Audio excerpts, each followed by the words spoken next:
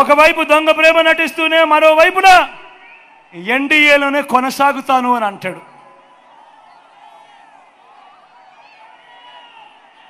నేను అడుగుతా ఉన్నా, ఇంతకన్నా ఊసరి వెళ్ళి రాజకీయాలు ఎక్కడైనా ఉంటాయా అని అడుగుతా ఉన్నా.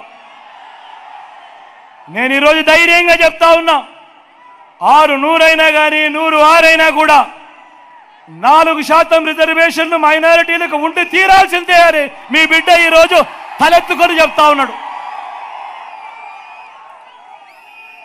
ఇది మీ జగన్ మాట, ఇది మీ వైఎస్ఆర్ బిడ్డ మాట. దీనికోసం ఎందాకైనా కూడా పోరాడుతా. మరి బాబు, మరి చంద్రబాబు ఇలా మోడీ సభలో చెప్పగలడా?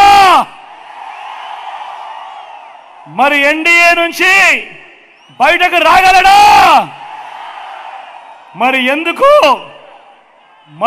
ఈ దొంగ ప్రేమ?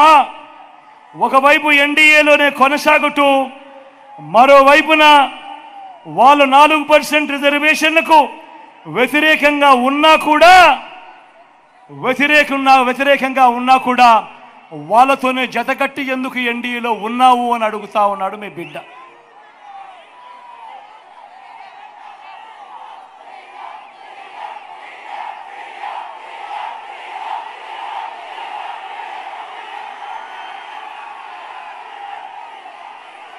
ఇక్కడే నేను కొన్ని విషయాలు రాష్ట్ర ప్రజలందరికీ కూడా చెప్పాల్సిన అవసరం ఉంది. ఈరోజు 4% రిజర్వేషన్లు మైనారిటీ సోదరులకు ఏదైతే ఇచ్చామో అది కేవలం మతం ప్రాతిపదికగా ఇచ్చిన రిజర్వేషన్లు కావు. ముస్లింలలో కూడా ఉన్నత వర్గాలకు రిజర్వేషన్లు వర్తించడం లేదు, పఠాన్లకు వర్తించడం లేదు, సయ్యదులకు వర్తించడం లేదు, మొఘళ్లకు కూడా వర్తించడం లేదు. ఇవి కేవలం వెనుకబాటు ప్రాతిపదికగా మాత్రమే ఇచ్చినవి. నేను ఇవాళ అడుగుతా ఉన్నా, ఇదే బీజేపీని అడుగుతా ఉన్నా, ఇదే వ్యతిరేకిస్తా ఉన్న వాళ్ళందరినీ కూడా అడుగుతా ఉన్నా. అన్ని మతాల్లో కూడా బీసీలు ఉన్నారు, ఓసీలు ఉన్నారు. ఒక్క ముస్లింలలోనే కాదు, అన్ని మతాల్లో కూడా బీసీలు ఉన్నారు, ఓసీలు ఉన్నారు. ఇవి రాజ్యాంగానికి లోబడి వెనుకబాటు ప్రాతిపదికగా ఇచ్చిన రిజర్వేషన్లు. మరి ఇలాంటి రిజర్వేషన్లు, ఇలాంటి వెనుకబాటుకు గురైన వారికి ఇచ్చిన రిజర్వేషన్ల మీద రాజకీయం చేస్తూ వారి జీవితాలతో చెలగాటమాడడం ధర్మమేనా? ఇది కరెక్టేనా అని ప్రతి ఒక్కరూ ఆలోచన చేయాలి.